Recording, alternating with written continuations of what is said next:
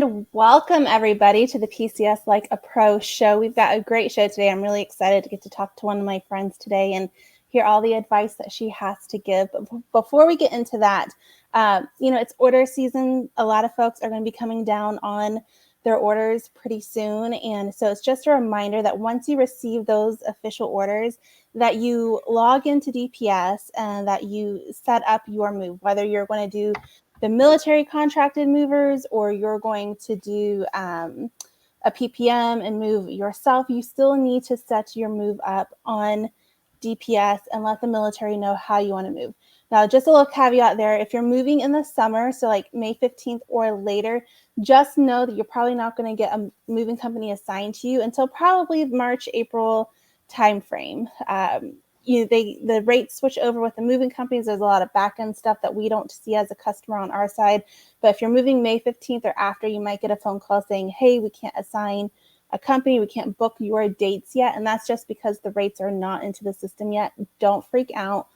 June is not blocked out. Like I know a lot of people are freaking out about with some of these phone calls. So just keep in mind, May 15th or later, you'll probably get a phone call or get your moving company assigned somewhere between March and April. So just a reminder for that, but get your moves set up as soon as possible. Get your shipment in that queue to be assigned a company if you are wanting some military contracted movers. So we're going to dive right into today because I'm really excited about this. If you know me, I love everything organizing. I want to, someday I will have like one of those, immaculate closets with like the whole closet system and everything. But we're here with my good friend with Caroline Overstreet of Overstreet Organizing, professional organizer. I feel like sometimes I went into the wrong line of work with this. But welcome to the show, Caroline. I'm so excited to have you here. And if you just take a moment and tell us about yourself. Good morning, everybody. Or I guess it is morning. I'm at the 10 o'clock time frame. But my name is Caroline Overstreet, and I own Overstreet Organizing LLC, and it is a professional organizing business. I kind of started this will be my 4th year going into it. And I started this when we were stationed in Fort Leonard Wood, Missouri. And it was mainly just because I was substituting, I was having trouble getting jobs, and I said I either need to keep applying for jobs or I need to become creative and market on something that I'm good at. Well, I'm not very good at crafting things, so I don't do t-shirts, I don't do the cute little tumblers, I don't do that fun stuff. So I was like, but I can at least tidy up. I can organize. So that's kind of how I birthed this idea of becoming an organizing business. So yeah, hey. So you already stole my first question. I was going to ask you how you got into it. But I mean, a lot of that kind of is like a typical military spouse or even just person kind of lifestyle of I want to do something. What am I good at? And then making that thing your thing now. Right. So during a PCS, how can a family really organize prior to the movers showing up in their home to start packing? So everybody operates differently, and I actually have a lot of spouses that I like to follow because they are so good at moving.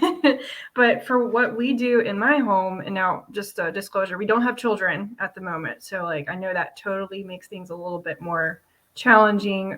So what we do though is I like to take everything down and inventory it, but also put it in items. So group things together. So all my porcelains go together, all my mirrors go together, all of our pictures go together, all of our dishes, all of that is sectioned off together, and our house becomes kind of looks like a warehouse. So it goes from a home to a warehouse. So everything is situated in its own little space, and then from there, we either, this last move that we just did, we moved ourselves. So that was easiest for us to be able to pack everything together.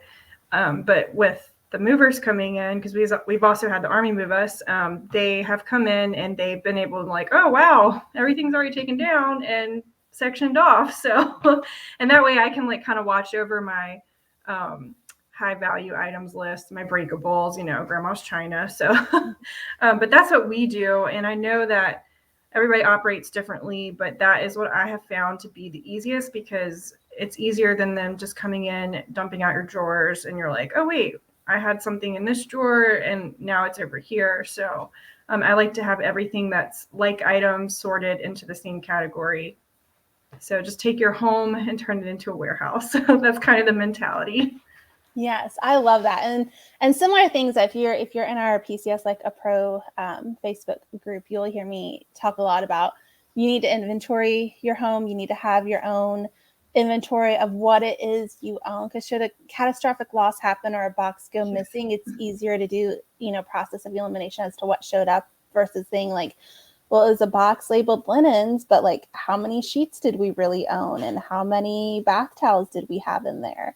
And trying to guess that. So having the inventory. And then I also love your advice of putting the like items together and putting stuff where it goes. So having all the china and the dishes together and having all of the hanging things together so they can all be packed appropriately in the mirror boxes. Definitely some good advice there. And definitely things you hear us repeat over and over in our group as well. It always makes me feel comforting when like I tell people to do this, like this is a best practice, do it. And then like somebody else comes in and it's just like, yes, you should do that. Like, yes.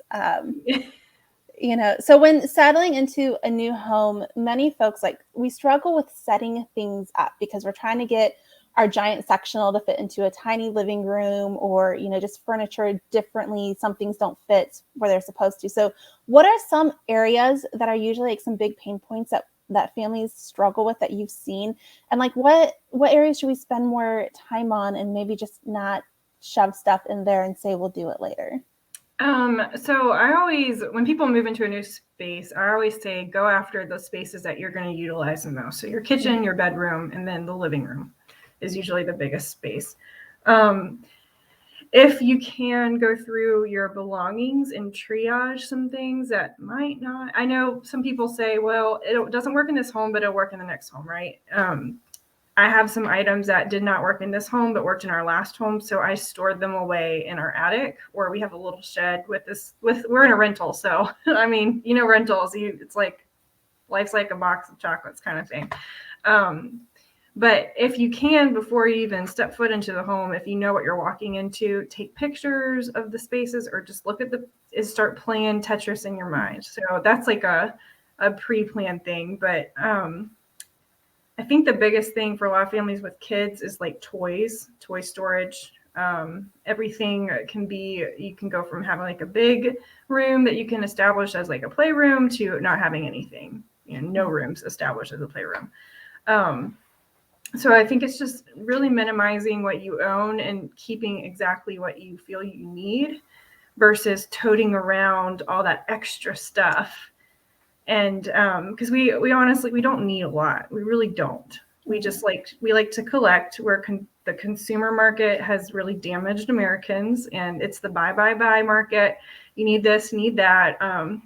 I see it a lot with like those influencers on Instagram, all the clothes that they get, and they always have new clothes. I'm like, what do they do with the other clothes? Where did those clothes go? So a closet can only be but so big.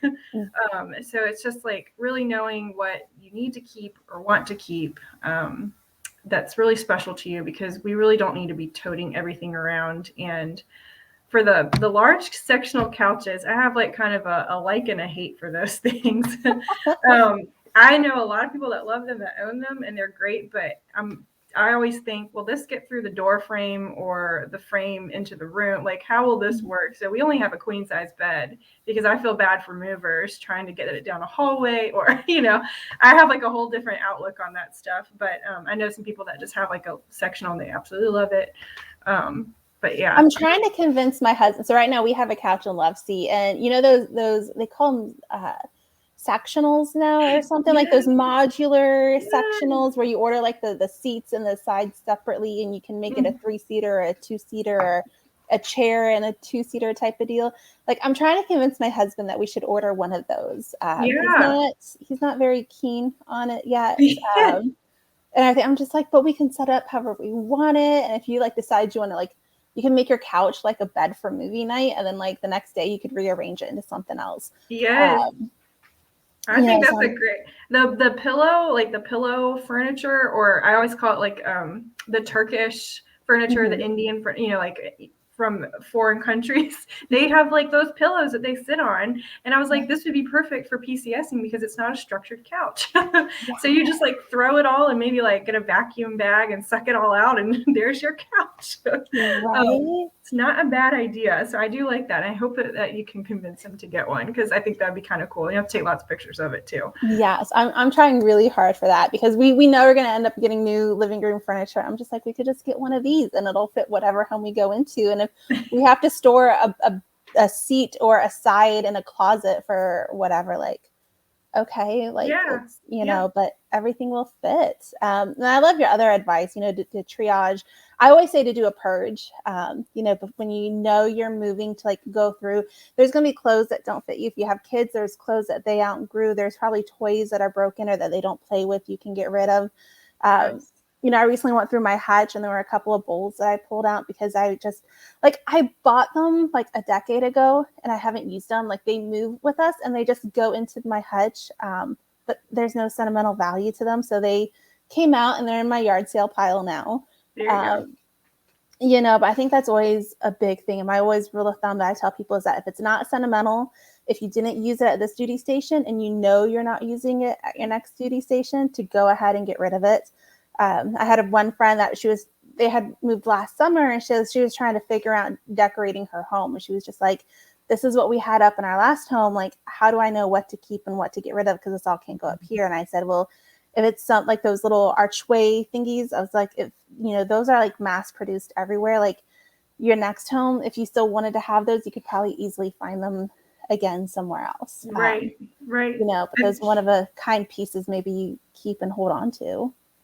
Yes. I mean, we moved, when we moved to this rental, so we lost 500 plus square feet coming here.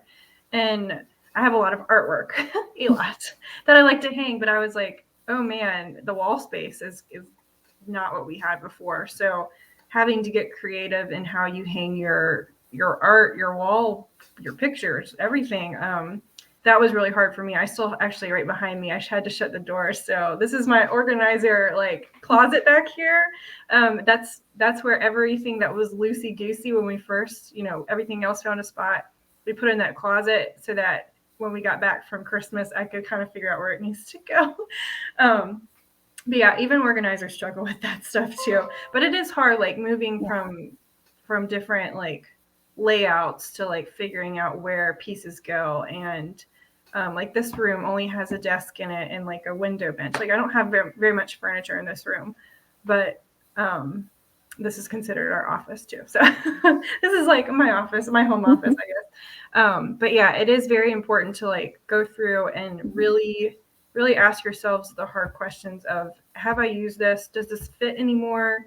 If it doesn't fit right now, but I really loved it and I'm trying to get back into it, okay, that's fine. Just store it away, but like don't hoarding is a pretty big, heavy word, but don't hold on to those items that you loved at one time, but it just hasn't been in your life for the last couple of seasons. Like there really is no need. And I bet you if you go to Goodwill, you can probably find the same thing for like a couple bucks. So if you really miss it.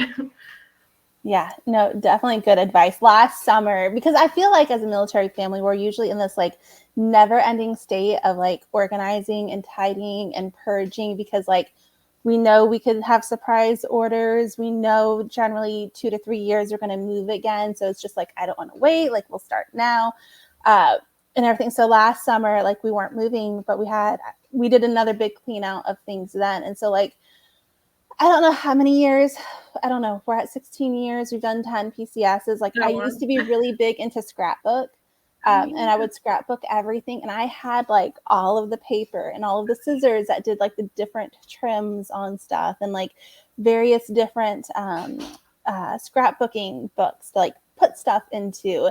And like I was sitting here as I was trying to organize this, I was just like, I haven't really touched this. And like, however long. I was like, I am probably not going to go back and scrapbook. Like my youngest is now 8.5. My oldest is 14. I was like, I'm probably not going to go back and scrapbook like their first 3 vacations in their baby books that I haven't done. And like there's probably no reason to.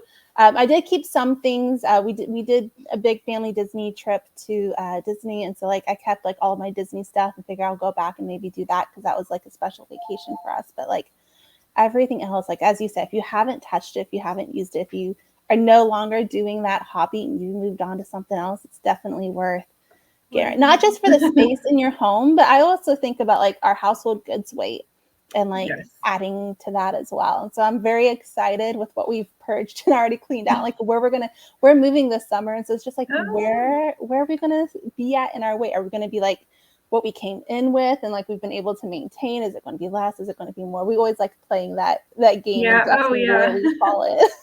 Yes, we definitely do that too. We kind of like judged from like the last move of what our weight was and kind of like try to keep it around the same if we can. But I think that just like what you're saying, like with the scrapbooking, a lot of people have moved to, like the Shutterfly books where I'm very old school, so I like to hold on to the actual picture, but if you have the pictures, put them in a book, like paste them in a book, be active with the things that you do have. And if you're not, then get rid of, let them go. Somebody else will appreciate having that if that's what they do. So I think it's just our hearts get so attached to things and it's hard to like break away and let those things go. But you just can't keep carrying that literal weight around with you all the time.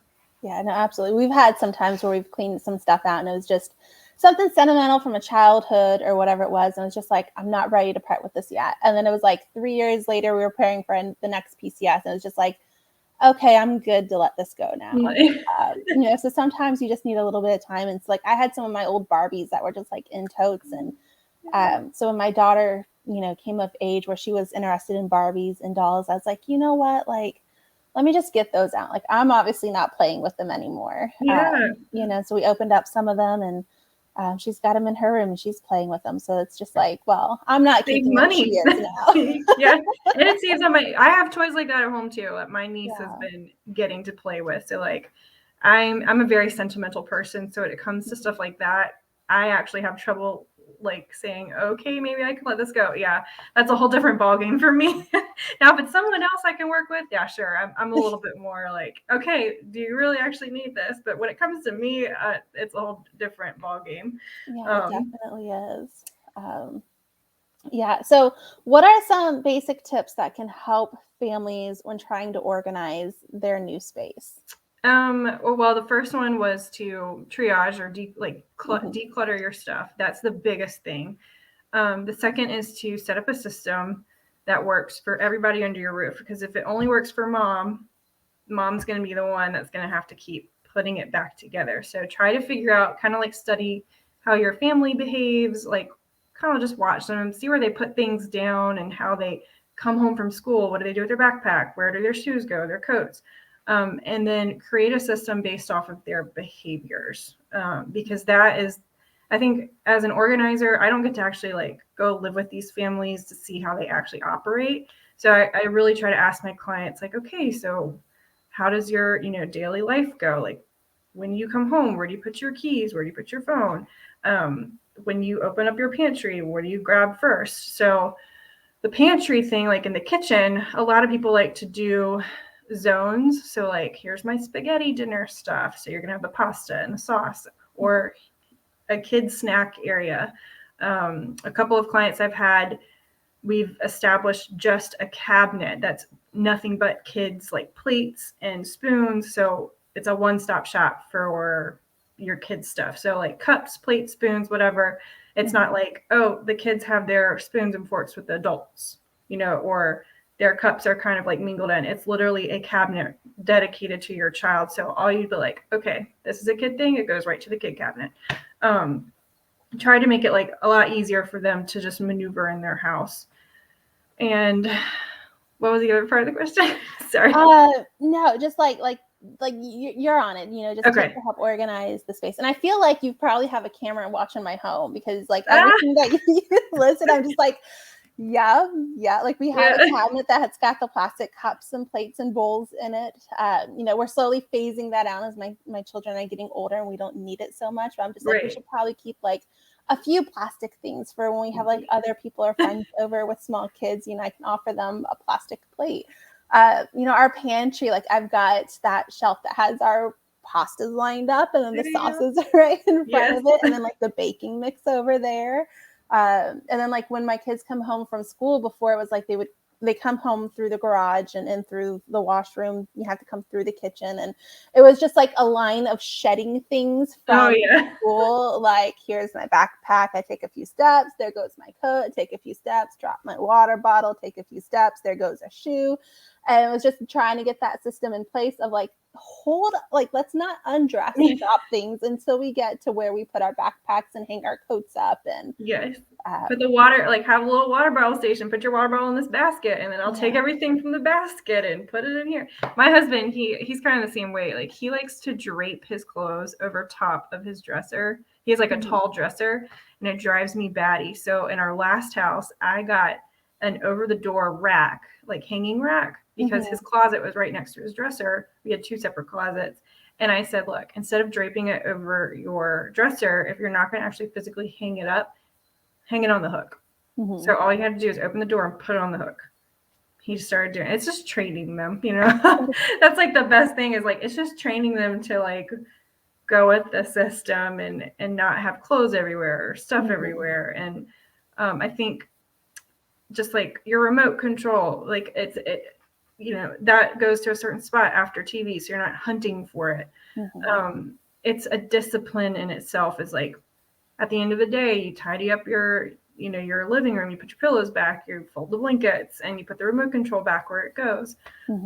Otherwise, you're going to waste time looking for that darn remote control or your phone or your keys. Yes. And it's getting your kids too to understand these systems and routines and stuff, because we have a coffee table, and so there's a spot our remotes go on, but our kids like to be remote hogs. And so like we'll find remotes like between couch cushions because they were trying to hide it from their sibling, or it'll be like by the TV, like behind a picture or something, because they were trying to hide it from their sibling, or you told them to like turn off the TV, it's time to come eat dinner. So like they turn it off and set it down over there, and it's just like, where did it go? And it's getting them to understand, like, it's okay if you pick it up and you change the channel and do whatever, but everything has to come back to its spot so it doesn't get lost. We don't sit on it and break it or whatever it may be. Right.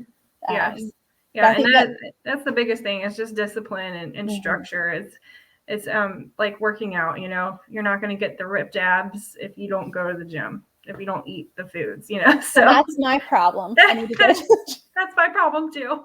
That's my problem too. Yeah. So it's like, I mean, you can't be perfect all the time. Like, my house my home does not have the fancy pantry stuff. I don't have the little decanters, I don't have all what's on the pictures on Instagram or Pinterest or whatever. Like, I don't have those things. But a lot of people, I always say, choose functional over pretty first. Like, you want it to be practical over pretty. Pretty eventually comes once you start actually following the system. But first you need to actually have some function in your life. So yeah, function is huge. I always think like, so this gets me in trouble. So the Target has their dollar spot, and there's like some Target dollar spot groups, Bullseye Playground, I think is what it's called, groups. And everyone's always posting like, the new finds and how they're using them. And then like, I get excited when my Target finally has, I feel like my Target is always the last Target to get any of the new cool stuff. And so like, I'm always waiting. And then like, it comes in and I see everything that everyone else has done. I was like, yes, I want to do that too. And then I'm in the store and I'm holding it. I'm just like, but I don't need this for that. And I don't need this for that. I'm like, but it's so cute, but it's only, $3 and I could. And it's always like that internal debate of, is getting this going to have any function in our home? Am I going to use it for anything? Is it going to sit on my dining room table until I decide like, okay, I should just take it back because it's not going to go anywhere. And that's the thing I said about earlier, was the consumerism is such a addictive thing for us. And I always call it job security in a way. I was like, there's job security in that, but at the same time, like we don't need that. Like you don't always need everything that you see, and I get that way too. I mean, Instagram is such a beast when it comes to just people like, check out my new top or check out this and get this. Listen, my Amazon shopping cart right now, I think was up to like $1,200, and we just adding random stuff to it, and just like, that looks really cool, and that seems really neat, and I like that, and everything. And like, keep adding it. By the time I need to like go and add something, I'll be deleting most of that, or like saving it for later kind of deal. Yes. You know, so I always like to say, like, well, we just did our part for the economy. You know, it's always like back to school shopping, like having to get kids new clothes because they always have the growth spurt during summer, and like, you know, after having to buy like 10 pairs of new pants for all 3 kids and everything, I'm just like, well, we did our part for the economy. Yes, like, we did. You know. Keep going, stimulate that. And I always say, like, shift to thrift, like shift your mindset to thrift. Secondhand, there's nothing wrong with secondhand buying. I'm a big thrifter.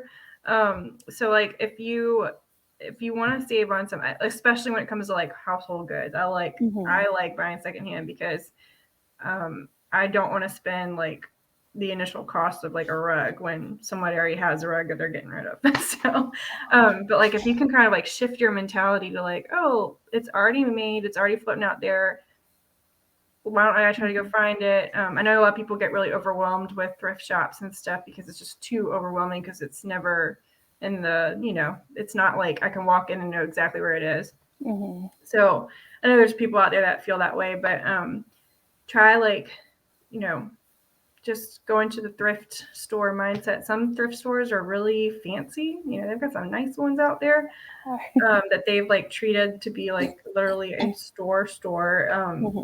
So I always like to tell people, like, you don't need all the brand new stuff. Like, try to find it in thrift shops. But I know that's a time consumer too. So not everybody has my kids always love when we go to a thrift store, to Goodwill or whatever it may be. My daughter recently found a purse from there. It's a little black purse that's shaped like a cat, looks like a cat face and everything, and it's got ears on it. And she's like, I need this. This looks like our cat at home. And it was a couple bucks, and I was just like, whatever. That's great. I can do that. So I want to take a minute and talk a little bit about your experience as a military family PCSing. So what has been your favorite and least favorite duty stations that you've been at? Well, our first duty station was in Germany. We were stationed in Grafenbuhr. So that was we were just married, and it was my first time ever overseas in my entire life. So that was a huge welcome to the Army. The Army overseas is a lot different from the Army in the United States because they're very close knit. I was really involved with like our FRG stuff. Our PCS went so smooth. We had great movers. I also didn't know what to expect. And you're at the mercy of your movers because you are moving over the ocean. So we had a great, like, nothing was missing. Nothing was broken. It was amazing. Like, they really did a great job. That was a great duty station. I met some really awesome people. I have a really, really great friend. Her name's Kay, that we were neighbors, and just, she was such a great friend to me, and she still is. And then when we moved back to Missouri, we were there for 6 months. I try to find the good in every place we go. How's that? So we were only there for 6 months. Yes, it's in the middle of nowhere. I got involved like volunteering with some horses on post, and I substituted. That's kind of where I birthed this business. And we were only there for 6 months, so it was pretty quick. Fort Stewart, Savannah. We did not live on post. We lived 30 minutes from post, closer to the city. I loved the location. So, man, the location was amazing. Fort Stewart's kind of rough, but the unit is a little rough. Third ID, it was rough. I didn't see my husband a lot because he was in Korea for most of our time there. But I would say our PCS from Missouri to Fort Stewart to Georgia, we lost a really big rug, like a big rug that you can't miss it, you know. So that did not show up in our move, and we had several things broken. So I was obviously like really hurt by the army movers. I was really upset, and I still am a little bitter about that rug. So this move, we just moved to Jackson, Mississippi. So my husband's working in Vicksburg, but we wanted to live outside of the city.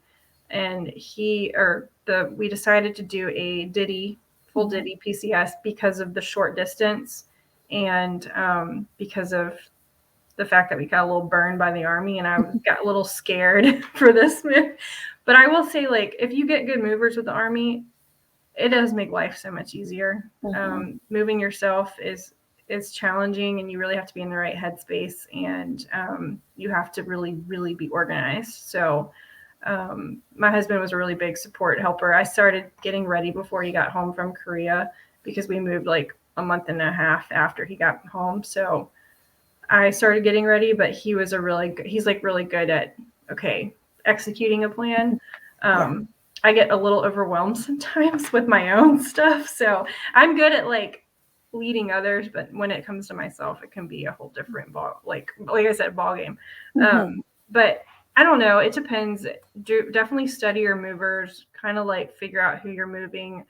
Watch them like a hawk, like follow PCS like a pro, because you know exactly, like you have everything to say, you know how to like get around everything. And a lot of people don't know all the ins and outs of PCSing. And I think the resources that you share and the knowledge that you have is very helpful because you can't always move yourself. So like sometimes it's just, California to Virginia, like that would be with kids. That's kind of hard to move yourself. It happens. People do it, but sometimes it's just too much, and don't stress yourself over it. If it's too stressful, take the stuff that really means the most to you in your car and then give the rest to the movers. Those little Apple thing, though, the little trackers. The Apple Air tags. Yeah. Yes. Those are a really big thing right now. We've seen, I will say, from probably last May, we've started seeing some folks in our Facebook group have commented how they've used them for various different things. Obviously, with the expense of them, you're not going to put one into every box, but they would put one into like their UAB shipment, one into like maybe a high value box, or just some random boxes throughout their shipment to be able to track to see where their shipment is and to make sure it's moving or where it's at. And for those that don't know, there was a recent article done. There was a military family, I forget where they moved from, Colorado, I think, to East Coast somewhere, and they had the trackers in their boxes. And their TSP was telling them their stuff would be delivered on Friday. The driver said, "Oh no, like I just picked it up. I'll deliver it on Monday." And the families will say, "Well, I don't know why Monday, because I know you're 4 hours away from us." And there was some back and forth. And eventually, like the shipment was delivered on Friday as it was, and everything. But it's a very big thing. I can tell you, probably when we move, we'll probably have some air trackers, Apple Air tags into our shipments. There's also like the tiles, and I think Samsung has their own tracking tag too. I forget what it's called, Galaxy Smart Tag or something like that. But yeah, definitely a big hot topic right now. And the whole moving yourself is definitely, I always like to say, it can be a test of your marriage and how well marriage you and your spouse. So we did one Diddy move way back when, near the early starts of my husband's career. We had one kid at the time. We went from West Virginia to Kansas. And my husband, it was also a very eye-opening experience of how much we had and probably didn't need. We had a lot of random stuff and everything. And then my husband, it was a Penske truck that my husband ended up driving. And then I drove with me and our cat and our son in the truck and whatnot. But just finding, now we have bigger truck stops and things along the way. It makes finding diesel gas a little bit more easier. But at the time, it was not a big thing. And so like trying to find a truck stop in the middle of nowhere with like this 26-foot Penske truck. And everything was definitely a stressful time. And I'm trying to convince my husband we should do another PPM with like, the pods or the U-Pack where they come and they drop the stuff and you just pack and load it. And he's just like, oh no, never again. Oh man, and we did the truck thing. We took a U-Haul and drove it, and I tried to convince like the AB was the ABF. Yeah, I was like, what about this one? Or I was like, because that way we don't have to worry about the transportation part of it. We just have to pack it and they pick it up. But he wanted to do the truck thing, and I will say U-Haul is great. They were really great because if we bought stuff we didn't use, you can return it and get your money back, like your boxes, paper, whatever. And I thought that was a pretty nice ordeal, like to do that, because there was some stuff that I miscalculated. I'm actually not very good at calculating that how much you're going to need. We had to go back and forth a couple times. I mean, we kind of got a better idea now, but yeah, the fact that we could return stuff and get some money back was actually helpful. So. But yeah, I think. Wait, we're in West Virginia. We're all stationed Sugar Mountain. No, so it was we weren't stationed there. So that was my husband's home of record. He was deployed, and so I had stayed there near family while he was on his first deployment. It was the Charleston area. Yeah, okay. I have family in West Virginia. That's why I was like, where are we all in West Virginia? Because I know Sugar Mountain was an active duty Navy post, but I know you guys are Army, right? Yes, Army. Yeah, so we went from Charleston, West Virginia to Fort Riley, Kansas. Another middle of the nowhere type of. Well, I hope that your next location is more centralized and not in the middle of nowhere. Yes, we are in that group patiently waiting for official orders to come out within the next week or two. They say late January. We're at January 19th now, so I feel like it's late January. I just want to be like, come on, HRC, like just hit the button. It shouldn't be. Where do you want to go? I would really like to go to Leavenworth as our first choice. I fell in love with that area when we were there for CGSC. I love the small town living and having Kansas City, 20, 30 minutes away. So it doesn't feel like you're missing anything. You have that Midwest living and you have that small town living, but you have all the big city amenities right there. Right. So that would be top of my choice. Another place I'd like to go would probably be Fort Lee. So back to Virginia, just south of Richmond. We spent time there previously as well. We've got friends that live in Richmond. We've got friends that are stationed at Fort Lee. We like the area. There's a lot to do there. My husband being a big history buff. Yes. When we were there before, we did all the different battlefields. I grew up 30 minutes from Fort Lee. Like my home is in Hanover County. So that the whole battlefield thing, like we're big history people. Well, I am. My dad is. So like all those battlefields right there. And I used to volunteer at the the Women's Army Museum on post. Yeah. So that's a really great museum. There. Yes. So those would be like the top two of our list of where I'd want to go back to. But again, we're in that group that's patiently waiting for the official orders to come out. So crossing fingers. I hope they come out soon. I know our orders popped out like late January, early February last year. So, and they were like solidified a couple months later. But yeah, I was glad to move to Mississippi and be on this side of the river and not to California. That was on the chopping block, and I was like, absolutely not. No. Can't do California. It's like, too far.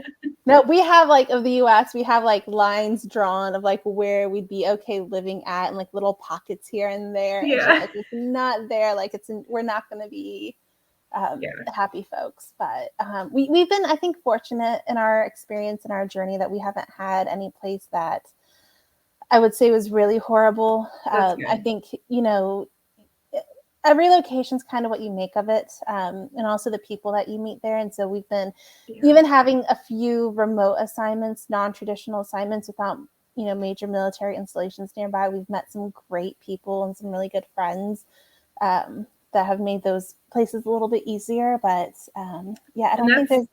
That's what we're doing. Like we're at a non-traditional right now. So like our closest, I guess, large installation is Fort Polk. So we're about 3.5. So if anybody's from Fort Polk listening in needs an organizer, hey, call on me. I'm not too far. I have friends that live there. I could come and stay with them. I can travel to you. But yeah, like Fort Polk, Camp Shelby, and then Meridian Naval Base and Columbus Air Force Base is those are kind of like the big ones that are around us. So if you're stationed at any of those, or Biloxi or Keesler Air Force Base, which is down on the coast. So that's kind of where we're right outside Jackson. But I did tell people, I said, just because we are in a non-traditional military place, where there's like only a couple of military active duty families, I can travel to you, and I can. And you also do virtual services too, I do right? virtual, yeah. I'm actually working with a lady. She's a Gold Star spouse, and I did tell her, I said, my services are free to Gold Star families. So if you are a Gold Star family and you need some help organizing or need some like guidance on something, like call on me, because my services, they're free to you. Just because. So yeah, absolutely love that. But yeah, so if you guys are watching and you want to get Caroline, look up Overstreet Organizing. We'll get the link for the website and everything dropped in the comments here afterwards. I'll grab it from Facebook and drop it down. You can find her on Facebook under Overstreet Organizing.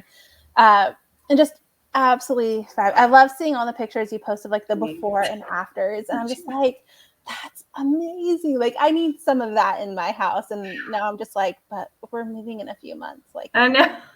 I know. Like, wait until next fall, and then I'll be calling you saying, please come help me. and if you're in a and it's not just me either, like if you're in an area, look up findmyorganizer.com is a really great resource to look up other organizers in your area. And there's 2 other military spouses, that one lives in Texas, organizing with intentions. It's Melanie.